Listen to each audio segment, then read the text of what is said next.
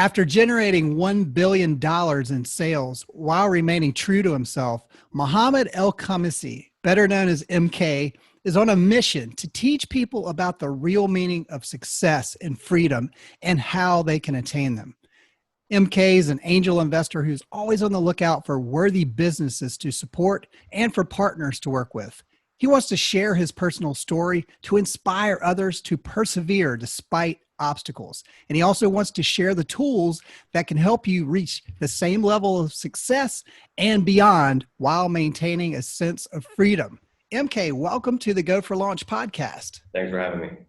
Absolutely. Well, we are far apart because you're in Qatar and I'm in Charlotte, North Carolina. So tell us about how you got to Qatar. What's your history? Where were you born and where you grew up and so forth? I was actually born and raised here, and I used to play soccer. I was pretty decent, and I played in the World Cup in '95 in the Ecuador. And I was then, I got a scholarship to go to Madison, Wisconsin. I was there for 2 years.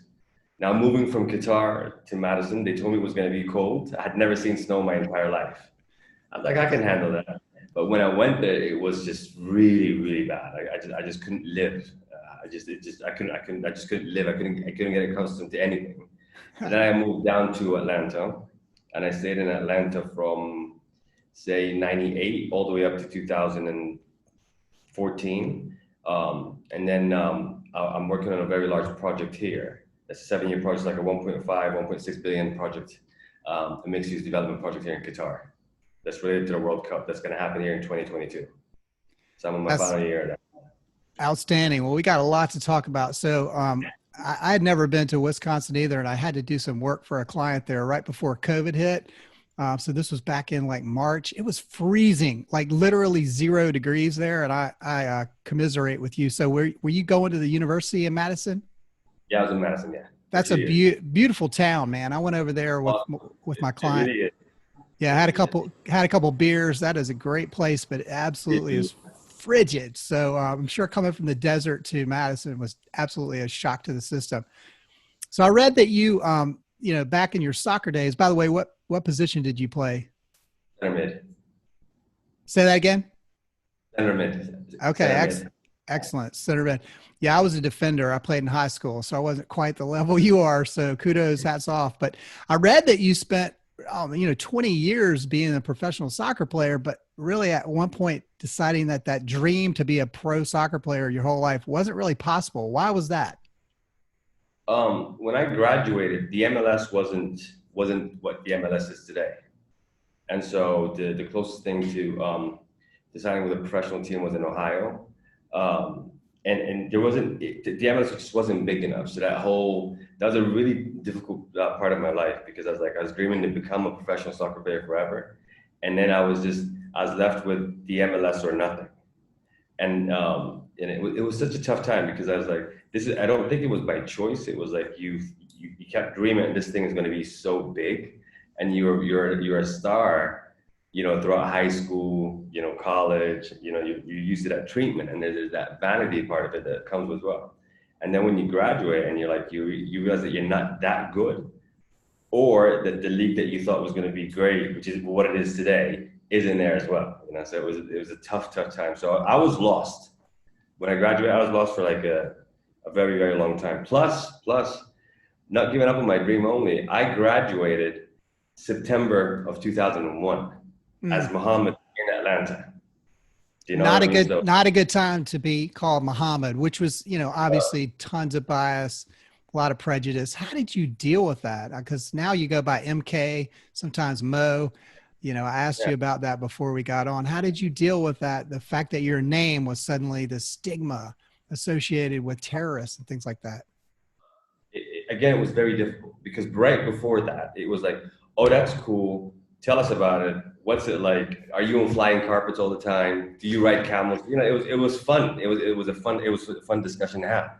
Is that Africa, or is that the Middle East? So it was always fun. And then when that happened, then it became such a bad name to have. And so it was, it'd be like, he's Mohammed, but he's a nice guy, or he's Mohammed, but he's more, But that wasn't the difficult part. The difficult part was I graduated, and that was my name, so I wouldn't get any calls back. So when you were going for jobs and things like that, you you would send your resume out. Yeah. So think about this. You're not going to be the soccer player that you thought you were going to be. Now you graduated. You're running out of money, right? And no one's giving you a call back. So you're just completely lost. It was a very, very difficult time. So how did you make your way to the company that I read about, where you were at one point given the opportunity to run a company that ultimately generated over $1 billion in sales? How did it go from you're down on your luck, can't get a call back because your name's Mohammed, can't play soccer? How did that transition happen? This is part of the journey, man, that people need to understand.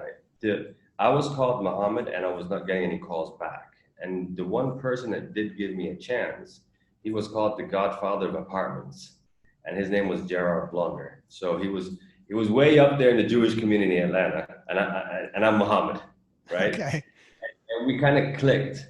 And he became my mentor for all the way up until till he died of cancer.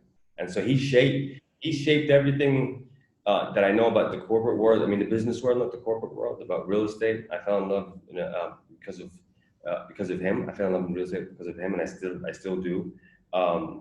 I became so close to him for 5 or 6, I'm gonna say closer to 7 years. Closer to, I'd say almost like a son to him. And I stayed close with his son as well after his death.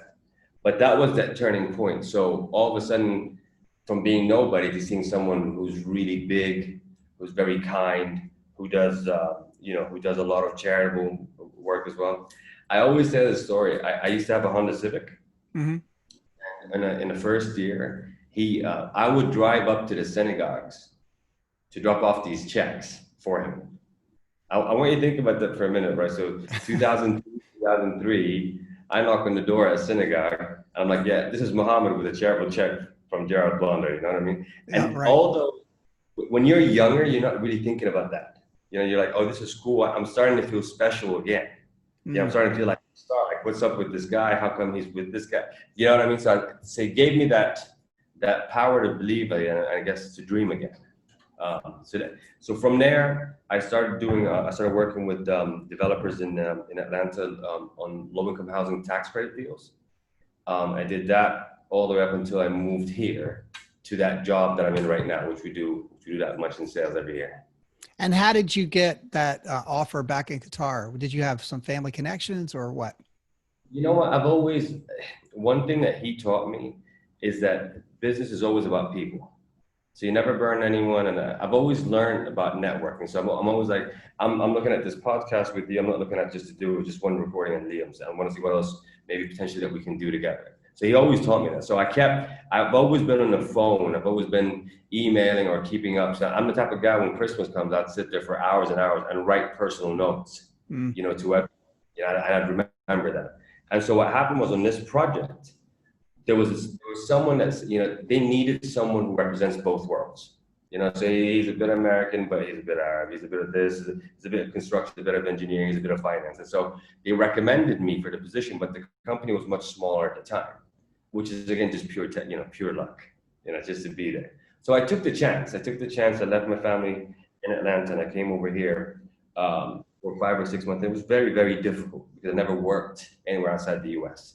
Because it's like a melting pot. We have to deal with so many different cultures, which I didn't know. Sure. And then it just blew up. It just became what it is today. And so again, that's just good fortune. But along the way, man, I've learned so many things that just doing the right thing and being a nice guy doesn't mean that you have to lose, and doesn't mean that you're not going to meet evil or cunning people or people trying to do the wrong thing. So I just kept to my core. Yeah, I love that. I want to come back to that because I saw that you said, I think the phrase was, you don't have to be an asshole. So we'll just be blunt about it, right? Well, let's just go there. What is your philosophy about that? Because a lot of people perceive folks in business, especially ones like yourself that start making good money, like, oh, they're a jerk. They run over people to get their way and stuff like that. But it doesn't have to be the case, right? No, it shouldn't be the case. I mean, if you're an asshole, you're just an asshole.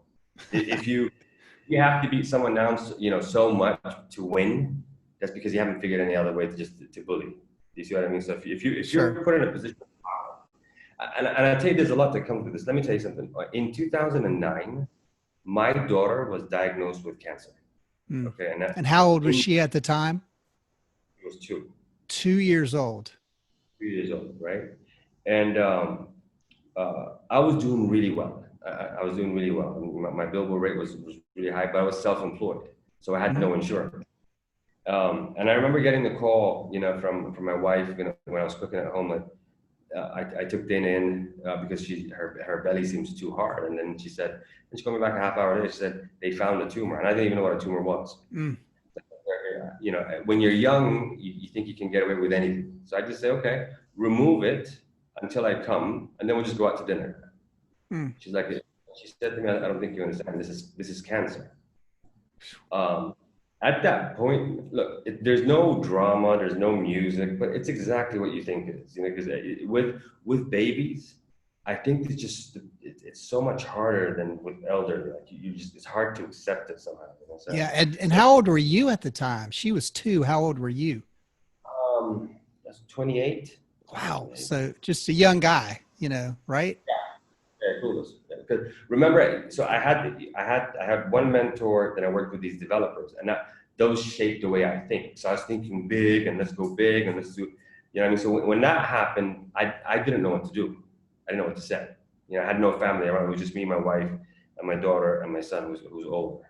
Mm. So going through this whole thing, so not to, it was called an undifferentiated tumor. So they didn't even know what it was. Right. So Mm. we did the first surgery was for her to walk because it was all around her spine, and we passed that. Then the second surgery, we did so many surgeries and like 1,000 chemotherapies, and then they said we'll just leave it where it is because it was at the bottom of her spine, Mm. because we can't surgically do anything like that. So it was the best 6 months for us ever. Like we were so happy that she made it, and after the 6 months, it came back ferociously, Mm. just ferociously. I just took over her entire body. Then they said, the only thing that you can do was you can do radiation. Back then, radiation was like a microwave, right? Mm. So if whatever goes in, it just takes it out. Okay. So we'll get rid of the tumor. She's going to live, but she's going to be in a wheelchair. Mm. Again, this is during the recession, and this is not '08 at the beginning of it. This is '09. Like this, if people have been through a recession will understand that 9 was harder than 8. And you said you didn't have insurance at the time? I have insurance. I didn't have insurance. I was down to all my properties were being foreclosed on. I lost all my rental income. Everything. Everything to do with my swagger had just evaporated like that. Oh, wow. And at one point, did I read that you had a doctor? So they had said, there's nothing we can do Yeah. about her. She's going to be in a wheelchair for the rest of her life, assuming she makes it. But you didn't accept that, right? You thought there could be a better way. I didn't accept that. But I also, on my way out, and this is why I say doing good eventually comes back to you. On my way out, there was a nurse who said to me, there's a guy down in Jacksonville, Florida, who's a really old doctor. His name is Dr. Marcus. He does proton radiation, which is now, it's just basically the difference between a microwave and a laser type radiation. Why don't you go down there to see? So back then, being the confused individual I am, I had a Hummer 2, the H2. I had it all blacked out, and it's just like, I was a gangster. Yeah. You were that guy driving the big ass Hummer with spewing. Yeah, right. Okay, I got it. I was that, definitely. So we drove down. I took my son, took my wife. We drove down to Jacksonville, and I waited for the doctor. We had no appointment, and this stuff with cancer is very serious. With paperwork and da da da. But as soon as he walked out of the hospital, I approached him and I'm like, you got to see her. I've been waiting here for hours, da da da. And he agreed. He agreed to see her. It was very nice. And it was as simple as he did one X-ray or an MRI, and then he came back and said, okay, we'll start tomorrow. And he explained to us the whole thing about proton radiation is. And I'm like, okay, so she's going to live? He said, yes. And I'm like, what about walking? He's like, what about walking? I'm like, is she going to walk? He's like, yeah. Why wouldn't she walk? You see, and honestly, this is the story. So you went from, if I hadn't known that, or if someone didn't tell me that, And if I hadn't hustled to go down and convince him to see my daughter, we would have a different conversation today. Which, and Right. a lot of families are still having that conversation. I'm not saying, but because of that, every sense of arrogance that I had up until that point was just stripped away. And I'm like, this is just pure fortune. And so if she makes it, I'm going to make it my duty, not in a Hollywood way, but to give back. When she was doing chemo in Atlanta, the rooms you would walk in are so expensive. It's like a couple thousand a day, right? But every time I would walk into that room, it would say, "This room is sponsored by such and such family." And so I was like, man, making it big is important if you can or if you have the means, because this is a way to give back. Because remember, at some point, every materialistic thing that you want just becomes, like there's no getting the second nice watch or the second nice car or the second home or going to that one vacation, doing it over and over again, it just becomes boring after that. So that's why I say money's not the root of all evil. I think if you can make it big and make success a duty, because I just saw that. I'm like, wow, it's so cool. Someone can sponsor that room, or it's so cool that this doctor knows that knowledge that my daughter's here today. She gets to go to school. How So old is that's why. and your daughter made it and is fine today? Yeah, yeah. So How old, that's and why how old is she now? she's 11. Wow. So she was 2. She had cancer. She was told she would never walk. And you saw it a different way. You got the doctor. That's amazing. And I think, MK, that just speaks to so many things in life. A lot of people have those types of diagnoses. We all face health issues at some point. My wife's grandmother a year or 2 ago went to the hospital and they told her that she had stage 4 cancer. That was a misdiagnosis. She didn't end up having cancer at all, but you can imagine the fear and the sadness and all of that, right? When somebody tells you you have stage 4 cancer, you have months to live or whatever, and it's not even true. So she didn't accept it. She went and got other opinions and they were like, this is completely false. So, to your credit, I'm glad you heard the nurse, but you picked up on that. You listened, and then you took the leap of faith to drive to Jacksonville with your daughter and your son, approach this person. Yeah, you took action. That's the other thing. You took action. That's it. The problem is right now in an Instagram world, those cliche terms of like working hard, believing in yourself, hustling, all that, it's just so diluted that it's hard to explain it anymore. It's just it's just so cliche to say that.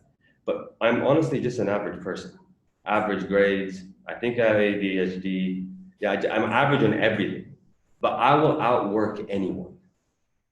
No one can outwork me. So I'll be the last one on that treadmill, no matter what. Yeah. And so I treat life as like it's a soccer game. That's great. It's like there's L's, there's W's, but I want to live as an athlete, with that mindset till I die.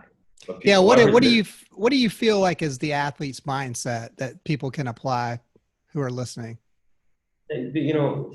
Again, how many talented athletes out? So if you want to say, like, look at Michael Jordan, is he the most talented basketball player? No, he's not. I think he worked the hardest. Kobe Bryant was the same. I think LeBron was the same. Like in every sport, of course there is talent. Of course there is. But honestly, the ones that make it and that you remember are the ones that work the hardest. And so if you work hard, you do the right thing, you accept your L's, you accept your W's. And Tom Brady didn't stop at one trophy. He kept going. And he's still going today. Yeah. So if you treat life like that, there isn't like that one goal. People, I hate these all right, once I have that in the bank, or once I achieve this, or my retirement is that. People just set these bars so low because these are just the societal norms. And so once COVID comes and people start losing their jobs, that rug is pulled, right? And so everything now is upside down and it's shaken, and you have to figure it out yourself. So that's what I like about being an athlete. You just gotta have that mindset, that you just gotta consistently figure out there on the field. There's a coach, and I was like, oh, that's all good. And you've worked hard and you practiced for this one big game. But when you're out there, you have to figure it out for yourself. No one's gonna figure it out for you. Right. And again, you have to put in the work. you mentioned Michael Jordan, obviously a pinnacle of success. And by the way, I went to Chapel Hill where he went to school. So I will have to say, I think he's the greatest. I'll argue with you on that one, but no, but and you watched the documentary that just came out during COVID about his legacy. And it did come out that he was a driven person, first in the gym, last out of the gym, driving other people, not accepting mediocrity. It's that simple, but it's that hard too, because a lot of people won't put in the work. They will not get up and punch the clock and do the hard work. If you're an athlete, you got to lace your shoes up and go outside when it's pouring rain, or in your case, it was 12 degrees. You were having to play on the soccer field and you're from a desert. You were miserable, but you had to put in the work, right? Yeah. Another thing is I'm really happy with this recession in a way that, we've lived this in like 7 or 8 years of this, just complete bullshit business mentality where it's like these kids are wearing skinny jeans and flip flops, all trying to be like a Mark Zuckerberg. And you're like, they even start talking like him. Cause I sit through so many pitches and I'm like, I would always ask, so what's your business plan? And his business plan from day one is to sell the company. I'm like, so why are you building a business? You see what I mean? So, it's like the easy way out. Let's do this. Let's get a nice valuation and let's get out. You know what I mean? So yeah. Talk about that for a minute. Yeah. Talk about your angel investing for a minute. Cause I've perceived that there is a lot of bullshit. And I used to have a web development firm and I had a lot of crackpots come to me telling me I've got this killer idea to do X, Y, Z, and we need a website. And I'm listening to them going, that sounds like bullshit. The whole business model itself. Why do you need a website when this thing, how are you even going to make money to pay for the website? And half these people couldn't answer that question.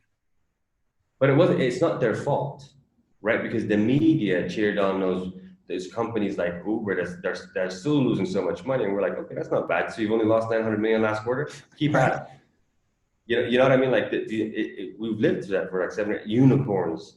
Like what's a unicorn? Like where's that in business school? So these kids that went to the era, they don't have the business principles. They're just so simple of building a good business that serves your community or on a global level. And so I think today things are different even with e-commerce. I'm not talking about brick and mortar. I'm talking about even with e-commerce. You must be building a good business. And I think we're moving into a society now where the idea of employment is going to vanish or diminish very soon because, especially with people working from home. So people are going to people will have to figure out how to make money, just like it was 1,000 years ago, like just merchants.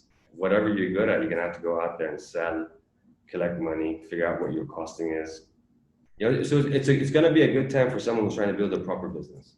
Because honestly, there are a lot of people that got killed with VC money, angel money, the last 10 years, because the money just followed, the story, not the actual business. Yeah. What are some of the things that excite you as an angel investor these days? I love urban tech because I love construction. So I love anything to do with urban tech, anything to do with that. I love that a lot. Edutech. Okay. Urban tech, anything to do with construction, anything with like urban planning, all that stuff. I love that a lot.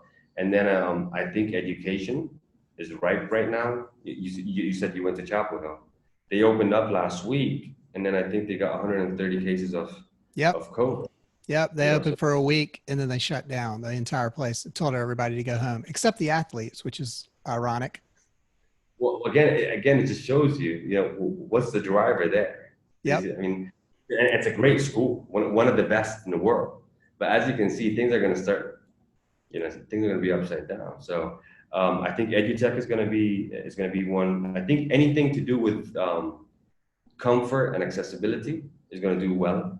So people, I'm not going to go to the store. I'm going to order my toothpaste from Amazon, that kind of thing. I think that's going to matter because people are going to COVID is still going to be in the back of your mind, even with vaccination. So I think people are going to try to avoid, going to places where they have to touch things for a long time. Yeah, I agree. Well, simple problems, but it's nice. It's nice because we're going to go back to like actually solving a problem that people actually need and figure out a way to make it where the transaction is fair. So you pay me for something that you actually get, not that you pay me for a figment of my imagination. kind of thing. So we're going to move away from the silly valuations just for the sake of valuation. But I think we're going to move into a world where is this business actually going to make cash, and when? And can you actually project it? I like that. I like that a lot. Let me ask you this, MK, as a sort of a parting words of wisdom for people in business now who are listening to the podcast, who are struggling, their business is taking a hit because of COVID or something else, and they're, feeling like they just don't know where to go next. What do you tell people like that? There is, this change is going to stay. So it's not as difficult as everyone makes it out to be. You just got to figure out what's going to stay. What are goods or services that are just going to stay post-COVID and once the economy comes back? If you're in something that's not going to stay, don't be romantic about it and just shut it down. There's no glory in trying to hold on to something just because you're romantic about your business. Just shut it down. If you need to pivot hard. But while you're doing it, do it gracefully with your employees as well. So if you have a business, don't just the first thing to do is just slash and cut employees and run to the ground. And I'm not saying keep them on and you lose. There's always that balance. But look for what's going to happen next. Just common sense. What's going to happen next? What's going to happen in schools? Just schools itself, that's a whole industry in itself. Not education, just schools. So are people how are kids gonna eat? How are kids gonna go to the bathroom? How are kids gonna play sports? And there's like a gazillion things you can do there. It's just figuring out those things that are gonna come up now and are gonna stay there. But trying to run a business with the mindset pre-COVID and pre-recession is suicidal. Great advice. Yeah. And, after COVID, who knows? There could be other pandemics behind that one. So I think the good news is, as humans, we've learned that what the consequences can be, and hopefully next time we be better prepared all the way around, right? Well, listen, we've been talking to MK Elkhamissy, angel investor. Where can people go to learn more about you, what you offer, and follow you online? It's mk20.co. I'll send it to you as well so you can put it in your show notes. mk20.co. Yep, that will be over in the show notes page at goforlaunch.io/show99. You're almost at 100, MK, but we're show 99. But thank you so much for being a guest today. I've really enjoyed meeting you and talking with you. Thank you. Same here. Thanks, Brandon.